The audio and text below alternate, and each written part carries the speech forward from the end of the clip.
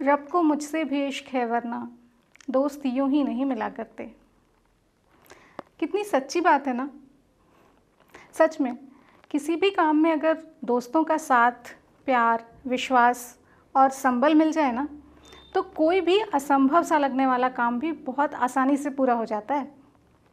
और अगर दोस्तों के ये हाथ साथ में मिलकर किसी की बेनूर बगिया को सजाने में लग जाएं, तो यकीन मानिए बहारों को खींच कर लाने की ताकत रखते हैं।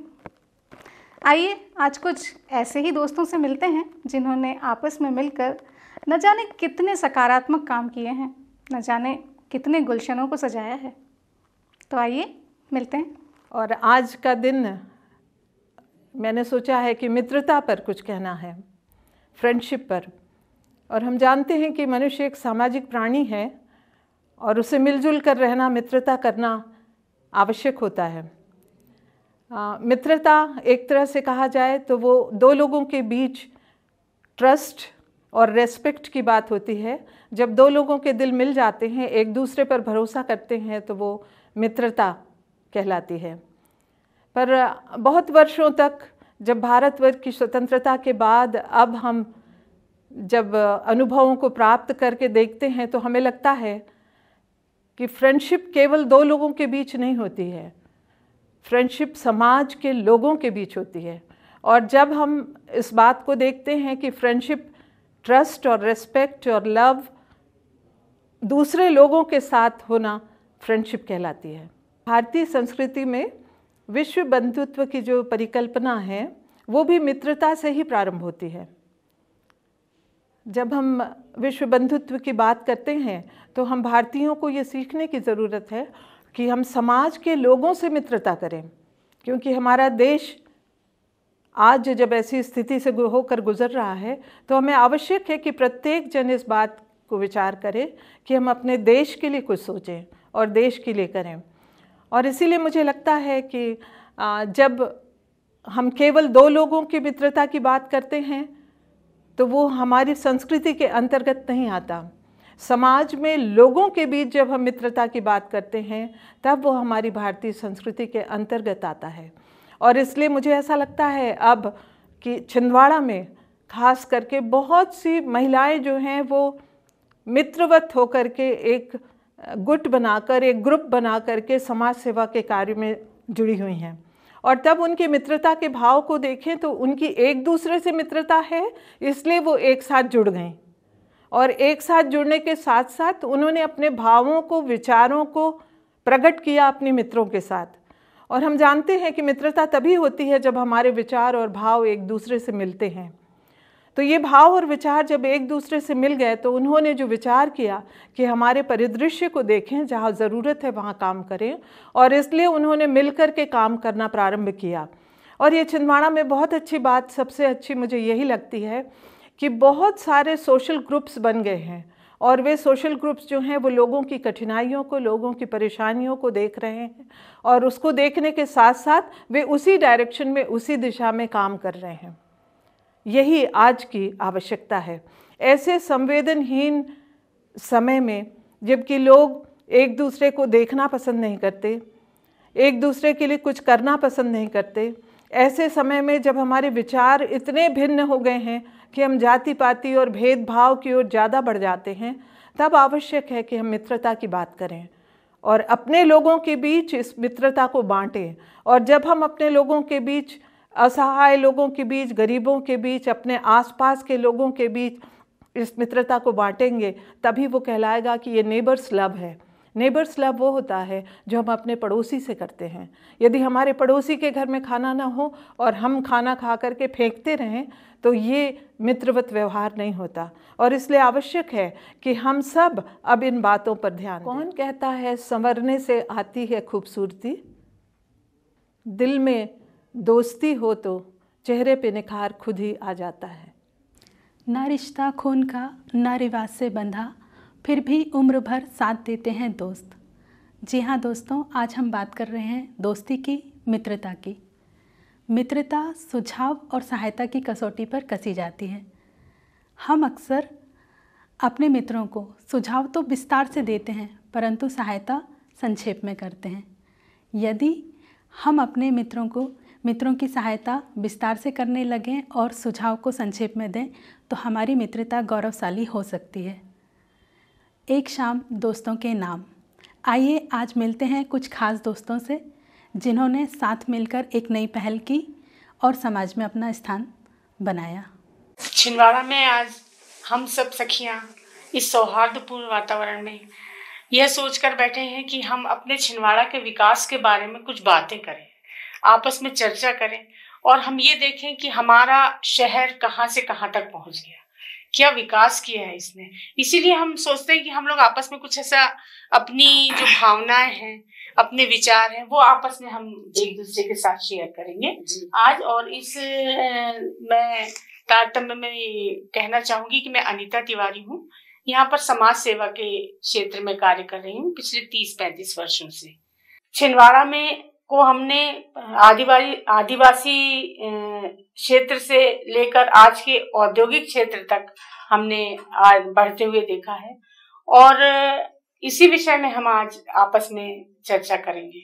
तो मैं अपनी सभी कुछ यहाँ पर जो बैठी हुई हैं हमारी सखियां, वो कुछ यहाँ की बेटियां हैं और कुछ यहाँ की बहुएं हैं। किसी ने ये मेरी जन्मभूमि है और यहाँ की मेरी 1-2 बहनें हैं जिन्होंने यहाँ पर जन्म लिया है और आज ये कर्म भूमि भी है उनकी, कि आज हमें फिर घुमा फिरा के हमारी जो प्रकृति है वो हमें यहाँ ले आई है कि आज हम अपनी जन्मभूमि को अपनी कर्म भूमि बनाएं। जैसा कि पहले सुवर्णा जी ने कहा है कि जब हम अकेले चलते हैं तो तेज चलना पड़ता है, पर अगर हम जब सबको साथ में लेके चलते हैं तो हमें भले ही अपनी गति धीमी रखना पड़े पर हम सबको अपने साथ लेके चलते हैं। तो इसी परिप्रेक्ष्य में हम सब इकट्ठे हुए हैं और छिंदवाड़ा के विषय में और अपने जो जीवन के विषय में कुछ बात यहाँ आपस में करेंगे, परिचर्चा। तो आप लोग शुरू करिए अपने परिचय से। जी प्रणाम दीदी, मैं श्रीमती शरद मिश्रा हूँ और त्रिशक्ति मंच की संस्थापिका भी हूँ और मैंने यहीं पर जन्म लिया है। ये मेरी जन्मभूमि है। यहाँ से 30 किलोमीटर दूर न्यूटन क्षेत्र है जो कि 7 कॉलोनियों का है, जो परासिया क्षेत्र है, वहाँ पर 7 कॉलोनियाँ थी। उस जगह पर मैंने जन्म लिया है और आज मैं छिंदवाड़ा में अपनी कर्म भूमि के रूप में इसे देखती हूँ और मैंने भी बचपन से ही छिंदवाड़ा को देखा है। और जिस तरह से दीदी ने बताया, और मैं ये भी बताना चाहती हूँ कि छिंदवाड़ा, जो हमारी माँ वगैरह ने बताया कि छिंदवाड़ा नाम क्यों पड़ा। मैंने यहाँ पर पहले देखा करते थे कि चीन के बहुत सारे वृक्ष थे, तो इसीलिए छिंदवाड़ा का नाम चीन के वृक्षों से छिंदवाड़ा पड़ा। ये मैं आपको बताना चाहती हूँ और आगे मेरी और भी बहनें हैं जो अपना परिचय देंगी। अंजना आशीष त्रिपाठी।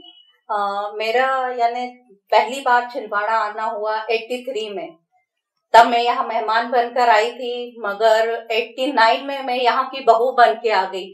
फिर वो मेरा छिंदवाड़ा हो गया और छिंदवाड़ा में इतनी तरक्की हमने देखी है बराबर निरंतर जब से यानी छिंदवाड़ा में है। तो जो ठहराव है 40 सालों का और जो विकास है वो पूरी कायाकल्प कर दी है छिंदवाड़ा की और हम बहुत अपने आप में गर्व करते हैं कि हम मेरा छिंदवाड़ा बोलने में। बिल्कुल सही, बहुत बढ़िया। आशा जी। मैं श्रीमती आशा राय, मेरी जन्मभूमि उत्तर प्रदेश झांसी।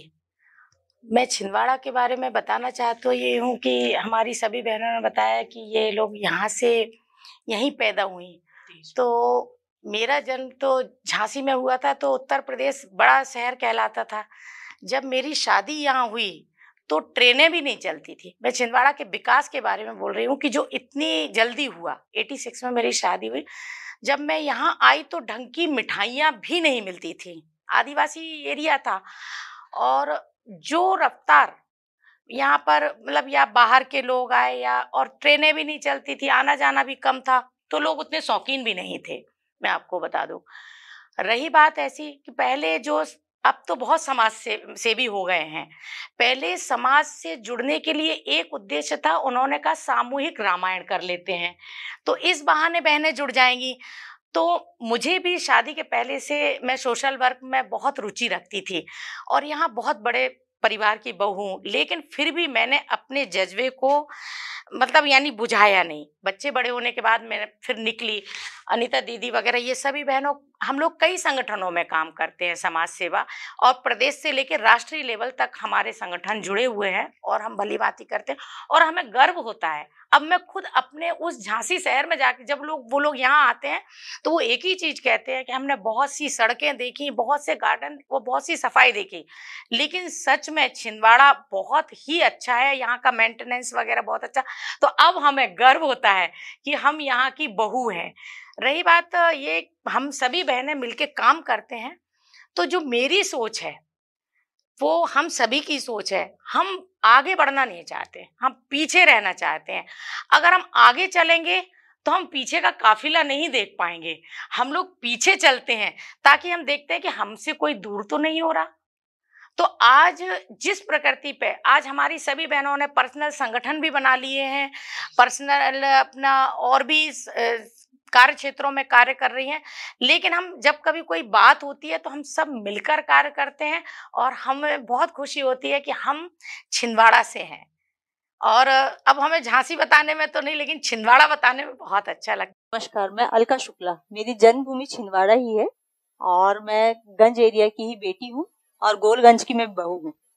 तो मेरा ससुराल और मायका दोनों यहीं पे है। पर हाँ, मेरे मायके वाले थोड़े रूढ़िवादी थे और मेरी पढ़ाई वगैरह सब यहाँ पे हुई। उसके बाद फिर मैंने जबलपुर से पढ़ाई करी, तो मैंने वहाँ से MHSC करी प्योर होम साइंस से। उसके बाद मैंने LLB करा और 1 साल करके फिर मैंने छोड़ दिया। मेरी शादी हुई, मैं बहुत प्रतिष्ठित परिवार की बहू हूँ यहाँ पे और मुझे से बचपन से था मेरे को कि मुझे कुछ करना है, क्योंकि मैं अपने मायके में रह के नहीं कर सकती थी, क्योंकि मेरा परिवार थोड़ा सा पुराने ख्यालातों के थे। पापा क्लास 1 ऑफिसर थे। पर मैं जब अपने ससुराल गई तो मुझे इतना सपोर्ट मिला और मैं तो कहती हूँ कि मुझे वहाँ की बेटी होने का बहुत गर्व है कि मेरे सास ससुर और मेरा परिवार जो है संयुक्त परिवार है और आज भी एक ही चूल्हा है वहाँ पे। तो हम लोग जब साथ में बैठते हैं और बात करते हैं तो हमको लोग को बहुत अच्छा लगता है। और आज जो मैं समाज सेवा के क्षेत्र में निकली हूँ तो मेरे सास ससुर की देन है ये, और साथ में मेरे पतिदेव का बहुत सहयोग है। साथ में बुआ जी के साथ में बचपन से रही हूँ, तो बुआ जी के साथ भी जब दादी MLA थी तो हम लोग खूब कैनवासिंग करने जाते थे। अनसुईया दीदी के साथ भी हमने खूब कैनवासिंग करी है। तो वहां से मेरा एक था कि मुझे कुछ क्षेत्र में आगे बढ़ना है और धीरे धीरे फिर मैं ससुराल में भी आई तो वहां मैंने बहुत संघर्ष वाला जीवन भी व्यतीत करी हूँ, क्योंकि कुछ परिस्थितियां ऐसी रहती कि हमेशा एक सी नहीं रहती। तो मैंने आइडेक्स, मोमबत्ती, बिक्स, बाम बना के भी सेल करा है, पार्लर का कोर्स करा है। फिर यहाँ पे मनीष टंडन जी, अपना जो कलेक्टर साहब थे, प्रज्ञा ऋचा मैडम, उन्होंने आके मेरा बहुत सपोर्ट करा। उन्होंने मुझे हर क्षेत्र में आगे बढ़ाया। मैंने जो पहले चिड़ की ज्वेलरी चलती थी उससे भी मैंने अपना काम शुरू किया और फिर कुछ परिस्थितियां ऐसी आई कि मेरे मिस्टर की तबीयत खराब हो गई, ससुर पैरालिटिक अटैक में आ गए। तो हम लोग को नागपुर में जब खाना भेजना पड़ता था, हमारे पास उसका पर्याप्त पैसा नहीं रहता था। तो फिर क्या करें, कैसा करें? तो मेरी देवरानी है जो कहती थी, दीदी आप निकलो, मैं करूंगी। तो मैं रात भर मोमबत्ती बनाती थी, आइडेक्स, बिक्स बाम बनाती थी। उस समय मुझे जाकोटिया जी ने बहुत सपोर्ट करी सामानों के लिए। और फिर मैं रात भर बना के दूसरे दिन मेरे मिस्टर के साथ झोले में भर के मैंने बेचा है। तो मैंने क्रिश्चियन कॉलोनी में बहुत सेल आउट किया है इस चीज का। तो मैंने जमीनी स्तर से अपना जो भी संघर्ष शुरू किया है वो जमीनी स्तर से किया और आज मैं कुछ नहीं हूँ। जो है मेरे सामने कोई आता है तो मैं मदद का हाथ जरूर बढ़ाती हूँ। मैंने अपने अनुभव बताए, मुझे बहुत अच्छा लगा कि इस शहर की बेटियां और ने तो इस शहर को अपनाया है, परंतु इस शहर की बहुओं ने जो छिंदवाड़ा के बारे में बताया, इससे हम जो बेटियां हैं उनका तो गर्व से सिर ऊंचा हो गया आज। तो इसीलिए आप लोग बहुत बहुत धन्यवाद। और जहां तक मेरी समाज सेवा का क्षेत्र है कि मैं समाज सेवा में कैसे आई, तो मेरा जो परिवार था, मुझे पारिवारिक वातावरण ही समाज सेवा से मिला। मेरे पिता, मेरी माँ समाज सेवा में थी, उसी से वो MLA बनी, यहाँ की विधायक रही और मुझे वातावरण ऐसा मिला कि देना है, बस देना है।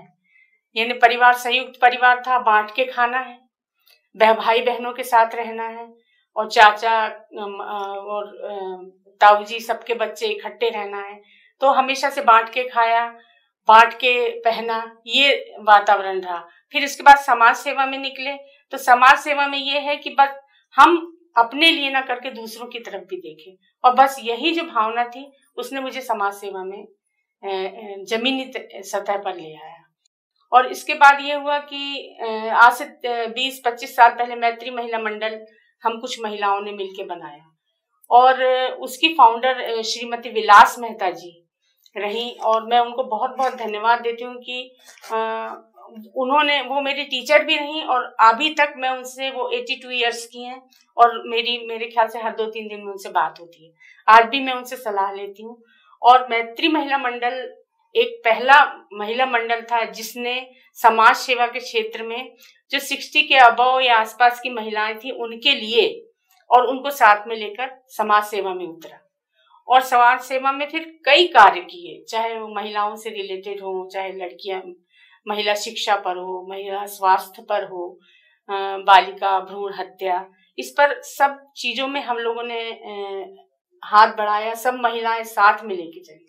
आज ये जो बहनें मेरे साथ बैठी हुई हैं, कहीं ना कहीं मुझे ऐसा लगता है कि बहुत पहले से मुझसे जुड़ी हुई हैं, और हम सब अलग अलग संस्थाओं से जुड़े हुए हैं, सब अपने अपने क्षेत्र में काम कर रहे हैं, परंतु आज हम सब एक हैं। और हम जब साथ में बैठते हैं तो ऐसा लगता है ये अलग अलग नहीं है, ये एक ही मंच है जहां हम कार्य कर रहे हैं। तो मैं ये चाहती हूँ कि ये वातावरण, जो सौहार्दपूर्ण वातावरण छिंदवाड़ा में आज बन गया है या बन रहा है, उस पर हमें गर्व करना चाहिए। और रहा छिंदवाड़े की विकास की बात, मैं थोड़ा सा आधे मिनट में कहूंगी कि विकास मैंने वो देखा है, जब मैं गांधीगंज में, मेरे पिताजी व्यापारी थे, तो जब मैं रहती थी तो वहाँ आम की गुठलियां, मूंगफली और हर्रा होता है, उसके ढेर लगे रहते थे, बड़े बड़े। हमारा बचपन उसी के ऊपर चढ़ते उतरते बीता। पर आज मैं जब देखती हूँ कि मक्का, गेहूं, बड़े बड़े प्रोसेसिंग प्लांट लगे हुए हैं, बड़े बड़ी औद्योगिक क्रांति छिंदवाड़ा में आई हुई है, कॉर्न सिटी के नाम से हमारा छिंदवाड़ा जानने लगेगा, तो कहाँ वो हर्रे के ढेर, आम की गुठलियों के ढेर, और आज इतनी बड़ी बड़ी प्रोसेसिंग प्लांट जो लगे, तो ये सब देन है कि आज छिंदवाड़ा कहाँ से कहाँ पहुंच गए। मैंने अपने बेटे को पढ़ाना था, मुझे अहमदाबाद भेजना पड़ा डिजाइनिंग के लिए, तो अभी प्रोडक्ट डिजाइनिंग, आज फुटवेयर डिजाइन जो है यहाँ पर, वो उसकी कीमत लोग समझते नहीं, पर पूरे एशिया में एक ही है वो फुटवेयर डिजाइन का, जिसमें सिखाया जाता है। तो इन चीजों का महत्व हमारे शहर में है, और आज एशिया लेवल की, इंटरनेशनल लेवल की कंपनियां हैं जो हमारे छिंदवाड़ा में है। तो हमें गर्व होना चाहिए कि वो छिंदवाड़ा जो चिरौंजी के बदले नमक खरीदता था, वो छिंदवाड़ा आज नंबर 1 पर है, और उस पर हमें गर्व। जी, मैं भी बताना चाहूंगी दीदी कि मैं बहुत छोटी सी जगह है न्यूटन, जब मैं शायद 8th-9th में आई तो न्यूटन शब्द मुझे लगा कि वो जो न्यूटन जो वैज्ञानिक है शायद उनके नाम से न्यूटन पड़ा, लेकिन वहां पर शायद कोई अंग्रेज वहां पर रहते थे और 7 कैलोरियां हैं वहां पर, तो उन्हीं के नाम से न्यूटन पड़ा। तो मैंने बहुत छोटी सी जगह से 11वीं तक पढ़ा, और 11वीं के बाद ही मेरा विवाह हो गया, और काफी छोटी उम्र में विवाह हो गया। और क्योंकि मैं यहीं पर फिर बाद में चाना मेटा जो यहाँ से थोड़ी 30 किलोमीटर दूर है वहीं पर थी। और जहाँ तक समाज सेवा की बात है तो मैं तो ये कहूंगी कि हम लोगों के ये संस्कारों में ही रहता है। हम लोग बचपन से ही समाज सेवा के उसमें इसलिए आ जाते हैं क्योंकि हमारे मम्मी पापा इन लोग इन सब चीजों में हमें प्रेरित करते हैं कि हमें किसी के लिए कुछ करना है, तो वही भावना हमारे मन में शुरू से ही रही है, ये हमारे संस्कारों में ही रहा है। लेकिन मुझे भी कुछ करना था, फिर मैंने अपनी पढ़ाई शादी के तुरंत बाद पूरी की, MA किया मैंने सोशियोलॉजी में, और उसी दौरान मुझे लगा कि मुझे कुछ करना ही है। तब मैंने पार्लर का कोर्स किया, और मैंने 90 सन में अपना खुद का परासिया क्षेत्र में पार्लर खोला, और पार्लर से ही मैं सारी जो लेडीज है उस समय में आया करती थी, तो उस समय भी मैं उन लोगों को वो मेरे को तो उस समय पता नहीं चलता था ना कि समाज सेवा है ये या क्या है, लेकिन उस समय भी कई लोगों को जैसे सीखना रहता था, कई लोगों के पास पैसे नहीं रहते थे, तो मैं उन लोगों को सिखा करके और ताकि वो स्वरोजगार से जुड़ जाए। मैं वही बता रही थी कि मैंने 90 सन में पार्लर का कोर्स किया और उसी के बाद से मैंने अपना पार्लर शुरू किया। और उस समय में कई महिलाएं आती थी, लड़कियां आती थी, तो कई लोग तो बहुत ज़्यादा जिनको फाइनेंशियली प्रॉब्लम रहती थी और सीखना चाहती थी और कुछ रोजगार करना चाहती थी अपने से, तो उस समय मैं उनको निःशुल्क ही सिखा दिया करती थी। और कई बार उन लोगों की भावनाएं और कई बार उनकी जो सोच रहती थी कि हमें भी कुछ करना है आगे, या कई बार उन लोगों की कुछ समस्याएं रहती थी, तो मैं उन लोगों की समस्याएं यूं ही सॉल्व कर देती थी, क्योंकि शायद मेरे बाबूजी पंडित शंकरलाल शर्मा, जो कि भविष्यवक्ता भी रहे, तो थोड़ी बहुत ज्योतिषी मुझे आती है, तो मैं ज्योतिष और वास्तु के माध्यम से भी उन लोगों की समस्याओं को हल कर दिया करती थी। तो बड़ी खुश होती थी कि देखो दीदी के पास आते हैं तो कितनी सारी समस्याएं हमारी सुलझ जाती हैं। जबकि कई बार ऐसा हुआ है कि मेरे अंदर ही बहुत सारे द्वंद्व चलते रहे, कई बार मैं भी बहुत ज्यादा दुखी रही, कई बार मेरे घर में भी बहुत प्रॉब्लम्स रहे, लेकिन मैं जब पार्लर में आती थी तो उसी एनर्जी, उसी ऊर्जा के साथ आती थी और लोगों की समस्याओं को सुलझा देती थी। सामने वालों को पता भी नहीं चल पाता था कि मैं इतनी ज्यादा दुखी हूँ। कई बार वाकई में यही हुआ है मेरे साथ में।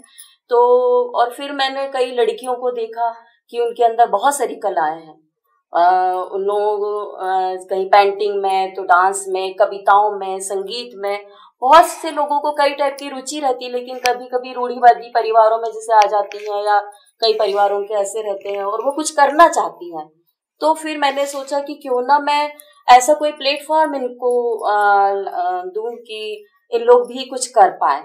तो मैं उस समय पार्लर में बहुत ज्यादा बिजी रहा करती थी, तो मैं इसके लिए कुछ कर नहीं पाई। सोचती जरूर थी कि मैं कुछ करूं, पर कर नहीं पाती थी। फिर अचानक ही एक बार हमारे दैनिक भास्कर वुमेन क्लब का एक बार कुकरी क्वीन प्रतियोगिता हुई, तो उसमें मेरी बेटी ने मेरा नाम दे दिया और मुझे पता भी नहीं था। तो उस समय मैं करीब करीब दीदी जानती हैं कि उस समय में करीब करीब 100-150 या कितनी पार्टिसिपेंट थे, और तब मैंने उसमें भाग लिया और मैं कुकरी क्वीन उस समय में प्रथम स्थान प्राप्त की। और उस समय में मैंने दीदी को स्टेज पर सुना कि वुमेन भास्कर के द्वारा समाज सेवा के क्षेत्र में भी काम कर रहे हैं। तब तक मुझे नहीं पता था कि हमारे छिंदवाड़ा में इस टाइप से भी कुछ कार्य होते हैं। तो उसी पल मैंने सोचा कि क्यों ना मैं भी ये करूंगी।